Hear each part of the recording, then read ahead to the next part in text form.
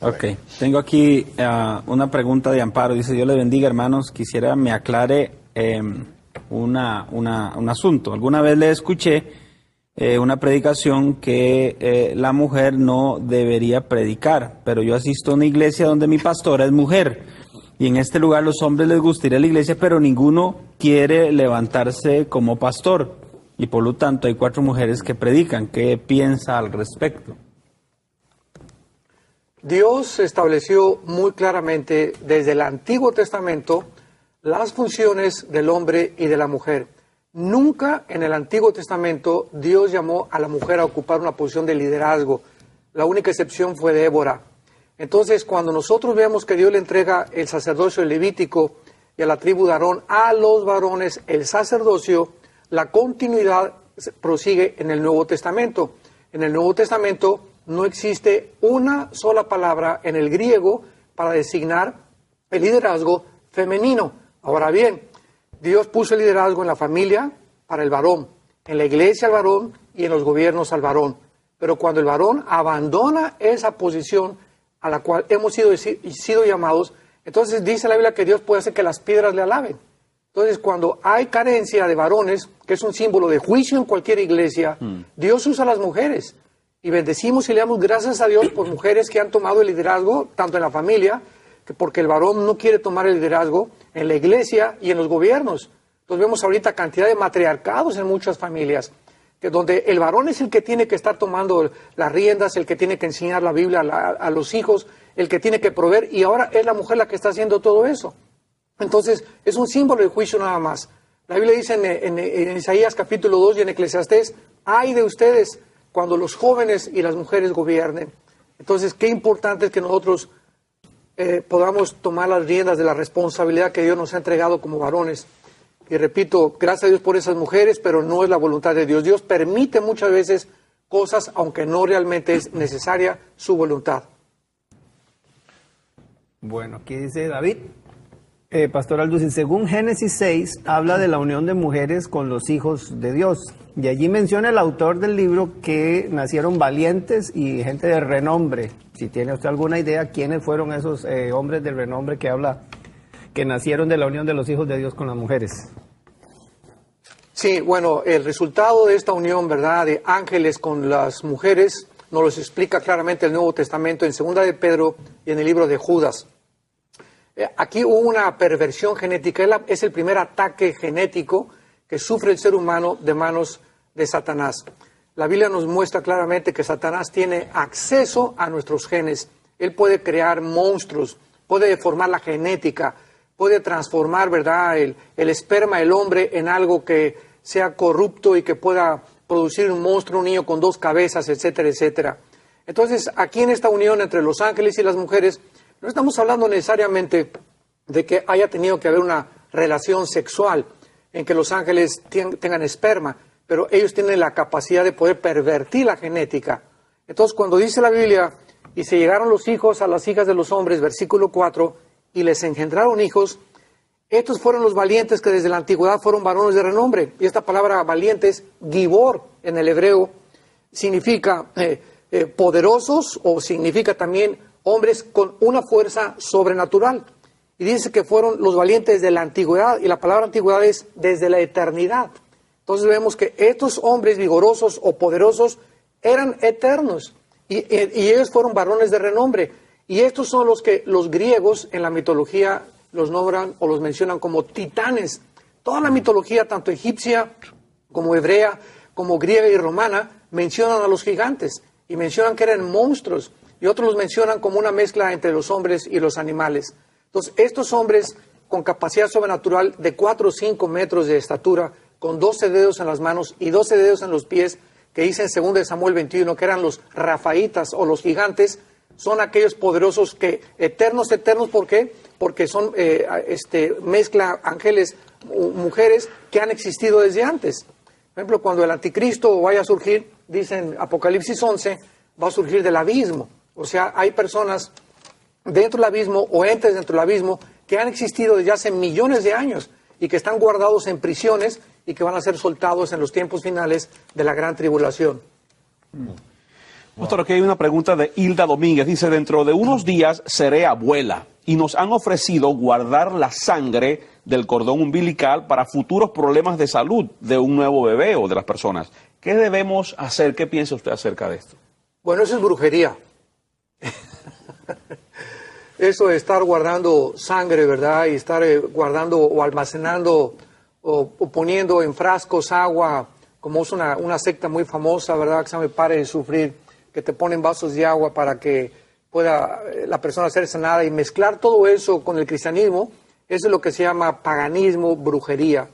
Entonces no creo que ninguna de esas cosas un cristiano las deba de hacer. Pero estamos hablando de las células madres que guardan. ¿Usted considera también eso? De los médicos que le guardan el cordón umbilical, que parece que las células madres. No como criogénico. Ni... Si tú mencionaste la sangre. Sí, pareciera que es algo... Claro, la persona dice la sangre, correcto. No, sí. Pero debe ser el cordón umbilical, el procedimiento pensando en células madres. Eso es otra cosa, claro. Sí, claro, eso es completamente diferente. Criogénico, correcto. Correcto. Eso no hay absolutamente ningún problema, ¿verdad? El único problema desde el punto biológico y biogenético es que nosotros estemos guardando o almacenando células madres para algún día formar un banco, que es lo que se está haciendo, y donde los padres van a llegar y van a decir, bueno, yo quiero un hijo con esos ojos azules, y otro que sea negrito, y el otro que sea moreno, y escoger el esperma. Entonces, eso es lo que ya no es natural. Todo lo que sea contra natura, ¿verdad? Ya viola las leyes de Dios. Ok, perfecto. O sea, digamos, las transfusiones de sangre, usted no tiene... No hay ningún problema, claro. Una transfusión de sangre no hay ningún problema. Estamos preservando la vida. Bueno, aquí varias interesantes. Vamos por esta. Dice, saludos. Vamos a ver. Ok, creo que es esta. Sí, esta es. Bueno, saludos a todos y en especial a Adiel por la situación delicada. Así que te están mandando saludos ahí. Dice que pregunta que somos somos en esencia un alma, un espíritu, o algo que se adhiere a un alma, o algo que se adhiere a un alma y a un espíritu. Según he escuchado, si al morir una persona va al infierno, se va su alma, pero si se va al cielo, que si se va el alma y el espíritu, de acuerdo a sus estudios, ¿qué somos? Muy bien. La Biblia, gracias a Dios que nos revela también este misterio de los elementos con los que está formado el ser humano. En el Génesis capítulo 35, versículo 18 y versículo 29, la Biblia etimológicamente, la etimología, para los que no sepan, es la ciencia que se encarga del estudio de las raíces de las palabras. Etimológicamente, en el versículo 18 y 29 de Génesis 35, dice la Biblia, y aconteció que al salírsele el alma, y esta palabra que se usa aquí es la palabra nepesh, que es la que se tradujo alma. Y en el versículo 29 dice, y exhaló Isaac el espíritu, y aquí se usa otra palabra, que es roach, se escribe, que se pronuncia roaj en el hebreo. Entonces vemos aquí que cuando una persona muere, la Biblia claramente nos dice que hay dos cosas que se salen del cuerpo. Y una cosa es el nepesh y la otra cosa es el roaj o el espíritu. Entonces el alma y el espíritu, sin ningún lugar a dudas, son dos cosas absolutamente diferentes. En el Nuevo Testamento, en 1 Tesalonicenses capítulo 5 y en Hebreos capítulo 4:12, la Biblia dice, para que sea preservada el cuerpo, el alma y el espíritu. Y en Hebreos 4:12 dice, la palabra de Dios discierne los pensamientos del corazón y separa el alma del espíritu. Entonces vemos que son dos cosas absolutamente diferentes. Entonces, en conclusión, la Biblia dice que somos un espíritu, tenemos un cuerpo donde vivimos y tenemos el alma. El alma es el asiento de las emociones, el intelecto, la voluntad y los sentimientos. Y el espíritu es la parte con la cual el ser humano se puede comunicar, adorar y servir a Dios. Son dos cosas totalmente diferentes. Y el cuerpo solamente es un envase temporal, somos peregrinos porque se va a deshacer, regresamos a la tierra, pero al morir se nos sale el cuerpo, el alma y el espíritu, y nos vamos al cielo si somos cristianos. Si no eres cristiano, desciende tu alma y tu espíritu al centro de la tierra, donde actualmente continúa estando el Sheol o el infierno. Pero uno pensaría, bueno, tal vez solo para el alma, digamos, necesita de la mente, necesita qué sé yo, cuántas cosas dentro del cuerpo están presentes para que pueda activarse el alma, siendo las emociones, la voluntad, ¿verdad? Y los pensamientos no están en el alma, no sé, la mente, pero es parte del alma. Pregunto, entonces uno entiende que si uno se va para el cielo, pues uno tiene un cuerpo restaurado y entonces pues el alma sigue siendo capaz de generar para lo que funciona el alma. Pero en el caso de los que van para abajo, en ese caso, ¿cómo opera? ¿Será otro cuerpo? ¿Eso el alma? ¿Cómo operaría el alma? Muy interesante, o sea. Sí, esto es muy buena pregunta porque cuando dice en 2 Corintios 5, ¿verdad? Que tenemos en el momento que nos muramos los cristianos y subimos al cielo, dice también en Apocalipsis 6, del 12 en adelante, que tenemos un cuerpo temporal esperando el día de la resurrección. Entonces todos nuestros parientes y hermanos en Cristo que están ahorita en el cielo con Cristo tienen un cuerpo temporal. Están vestidos con un cuerpo temporal y cuando venga la resurrección de los muertos, entonces ya tendrán el cuerpo final glorificado, semejante al cuerpo de la gloria de Cristo. Pero cuando nosotros vemos que las personas bajan al infierno, es interesante que la Biblia menciona que bajan enteros. Dice, se los tragó el Sheol. Y cuando Saúl manda a la bruja de Andor, a que Samuel se levantara del Sheol, vemos que él sale vestido. Y que le habla a Saúl y le dice, ¿verdad? ¿Por qué me has quitado? O sea, todavía no pasaban al lado todavía no había, la resurrección no había tenido lugar. Entonces, todos los justos y los injustos se encontraban antes de la cruz en el Sheol o en el centro de la tierra.